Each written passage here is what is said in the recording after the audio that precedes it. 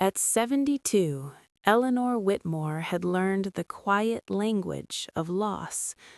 As a retired schoolteacher, she had spent her life explaining the world to children, breaking complex ideas into gentle truths.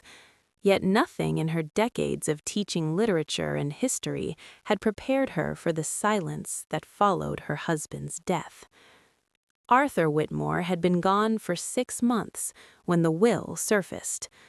It arrived on a rainy Tuesday morning, delivered by a young courier who looked uncomfortable standing at the doorstep of the old Victorian house. Eleanor signed for the envelope with trembling hands, unaware that the paper inside would unravel everything she believed about her marriage, her family, and herself. The will was not the one she remembered. The original will, written years ago, had divided the estate equally between their 2 biological children, Marcus and Lillian, with Eleanor retaining lifetime rights to the house. But this new document, dated just a year before Arthur's death, stated something entirely different. Everything, every property, every account, every heirloom was left to their adopted daughter, Clara. Eleanor read the document 3 times, her eyes blurring. Clara, adopted at the age of 4, had always been treated with kindness but subtle distance by the family. Everyone knew she was not blood-related. Eleanor herself had supported the adoption, believing it was an act of generosity, a chance to give a parentless child a future. But everything? The room felt smaller. Eleanor sat down slowly, the will slipping from her hands. That evening, Marcus and Lillian arrived together. Their expressions were not of grief, but of calculation. Marcus paced the room, jaw tight. Lillian sat stiffly, her arms crossed.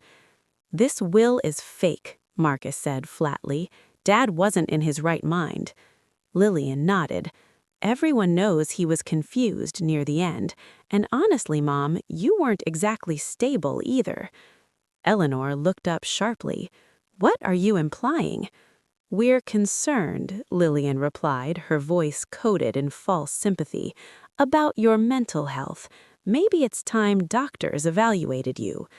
That was when Eleanor understood. They weren't just disputing the will, they were preparing to erase her. Over the next few weeks, Eleanor noticed the quiet invasion of her life. Doctors she had never requested, legal papers questioning her competence, conversations that stopped when she entered the room. The children she had raised were slowly painting her as fragile, forgetful, unfit. But Eleanor had not survived 7 decades by accident. One afternoon, seeking distraction, she climbed into the attic. Dust-coated boxes lined the walls, old lesson plans, photographs, letters Arthur had written during business trips decades ago. She opened one box after another until she found a thin envelope yellowed with age. Inside was a letter. It was Arthur's handwriting.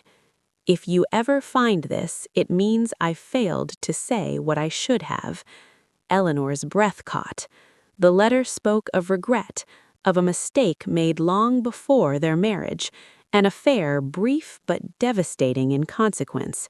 A child had been born. Arthur kept his distance, sending money anonymously, watching from afar. Years later, he discovered the child had died young, leaving behind a daughter, Clara. The adoption had not been charity, it had been redemption. "She is my blood," the letter read, "but I was too cowardly to admit it. This was the only way I knew to protect her." Eleanor sat in the attic for hours, the letter pressed to her chest, memories rearranging themselves like pieces of a broken mirror.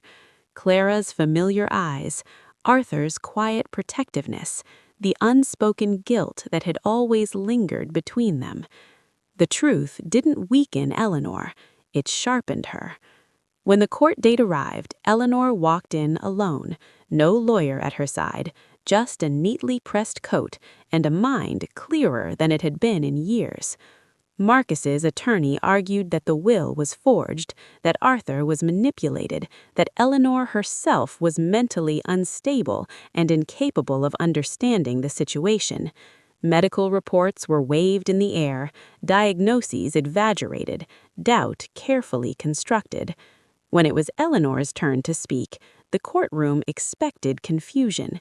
Instead, they received clarity. She recited dates, names, details only someone deeply aware could remember. Then she produced the letter.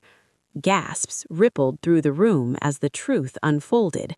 She explained the hidden lineage, the reason for the adoption, the logic behind the will.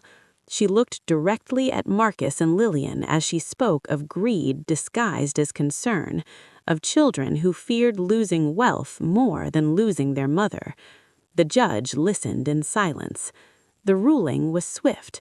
The will was valid. The conspiracy was exposed. Outside the courtroom, reporters gathered, but Eleanor walked past them. She had no desire for spectacle.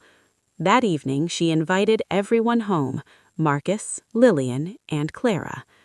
"I could destroy you," Eleanor said calmly, "legally, socially, completely." Marcus said nothing. Lillian cried. "But I won't," Eleanor continued, "because legacy is not property. It is what survives us." She turned to Clara. "You deserve the truth, and you deserve the future your grandfather tried to protect." Then she looked back at her biological children. "This is your inheritance," she said softly, "the chance to do better." Eleanor went upstairs that night lighter than she had felt in years. Forgiveness, she realized, was not weakness. It was wisdom.